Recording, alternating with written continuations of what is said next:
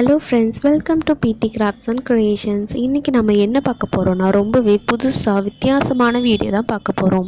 எங்கள் வீட்டுக்கு முன்னாடி கொஞ்சம் காலியான பிளேஸ் இருந்துச்சு. நம்ம அதெல்லாம் சுத்தமாக க்ளீன் பண்ணிவிட்டு நம்ம ஒர்க் ஸ்டார்ட் பண்ணிடலாம். உங்களுக்கு எவ்வளோ தூரம் ஸ்பேஸ் வேணுமோ நீங்கள் அதுக்கேற்ற மாதிரி நாலா பக்கமும் சுற்றி மார்க் போட்டு வச்சுக்கோங்க. அந்த மார்க் போட்ட இடத்துலையே நீங்கள் அதை பேஸ் பண்ணி கொஞ்சம் பாக்ஸ் மாதிரி ட்ரா பண்ணிக்கோங்க. எதுக்கு அப்படின்னா நம்ம அது உள்ளேயே ஈஸியாக வரைஞ்சிக்கலாம், அதை விட்டு வெளியே வராமல் இருக்கும். அடுத்து ஒரு ஸ்ட்ராங்கான ஒரு கம்பி எடுத்து அந்த மண்ணை ஃபுல்லாக கிளறி விட்டுக்கோங்க. எதுக்கு அப்படின்னா நம்மளுக்கு தேவையில்லாத கல், குப்பை அப்படிலாம் இருந்தால் நம்ம எடுத்துக்கலாம். ஃபுல்லாக கிளறி விட்டுட்டு கொஞ்சம் கூட தண்ணி சேர்த்து நீங்கள் கிளறி விட்டுக்கோங்க. இப்போ பார்த்திங்கன்னா அந்த இடமே நல்லா க்ளீன் ஆகிடுச்சு.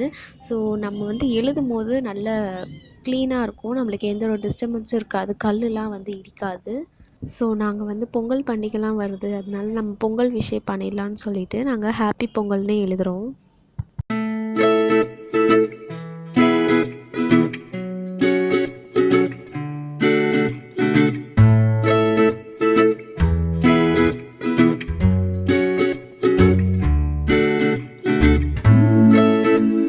ஸோ ஃப்ரெண்ட்ஸ், நாங்கள் எழுதி முடிச்சிட்டோம். அடுத்து நம்ம வீட்டில் இருக்க பொருள் வச்சு பண்ணிடலான்னு சொல்லிட்டு நாங்கள் இன்றைக்கி கடுகு எடுத்திருக்கோம். ஆனால் நீங்கள் வெந்தயம் எடுக்கணுன்னாலும் எடுத்துக்கலாம். ஆனால் கொஞ்சம் வெந்தயம் கொஞ்சம் லேட்டாக வளரும்னு சொன்னாங்க. ஆனால் கடுகு உங்கள் 3 டேஸ்க்குள்ளேயே வளர்ந்து முடிச்சு. நம்ம எழுதின அந்த கோட்டுக்குள்ளேயே ஃபுல்லாக அந்த கடுகை ஃபில் பண்ணிடலாம். அந்த கோட்டை விட்டு வெளியே வராமே போடுங்க, அப்போ தான் கொஞ்சம் பார்க்க நீட்டாக இருக்கும். நீங்கள் இதை பண்ணுறீங்க அப்படின்னா 3 or 4 டேஸ்க்கு முன்னாடியே இதை ஸ்டார்ட் பண்ணிடுங்க. அப்போ தான் நம்மளுக்கு கரெக்டாக அந்த நாள் எடுத்து நம்மளுக்கு நல்ல ஒரு ரிசல்ட்டு தரும். போட்டு முடித்து உடனே நம்ம தண்ணி தெளிக்க வேணாம், கொஞ்ச நேரம் ஆகட்டும்.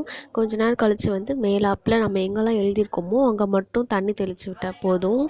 அதே மாதிரி நீங்கள் டெய்லி அது மேலே தண்ணி தெளிச்சிட்டே இருக்கணும். அதில் கொஞ்சம் ஈரப்பதம் இருந்துக்கிட்டே இருந்தால் தான் அது நல்லா ஊறி வேர் கொடுத்து வளரும். ஸோ நம்ம போட்ட அடுத்த நாள் பார்த்திங்கனாவே அங்கங்கே வெள்ளை வெள்ளையாக வர ஸ்டார்ட் ஆகிடுச்சு. அது என்னென்னா கடுகுலேருந்து வேர் விட ஸ்டார்ட் ஆகிருக்கு.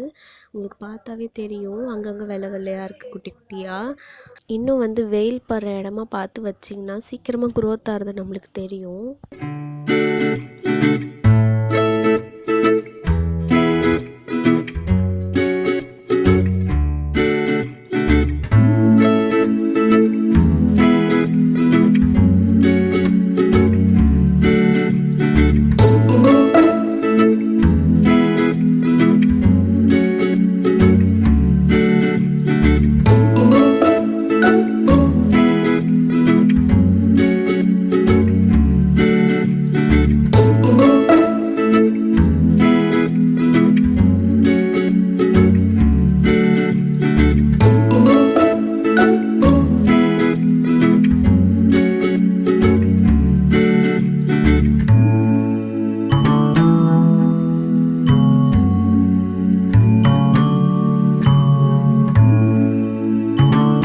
ஸோ ஃப்ரெண்ட்ஸ், இப்போ டே 3 பார்த்திங்கன்னா நம்மளுக்கு பாதி செடி வளர்ந்து வந்திருக்கு. ஆனால் இன்னும் கொஞ்சம் கூட வளரணும்.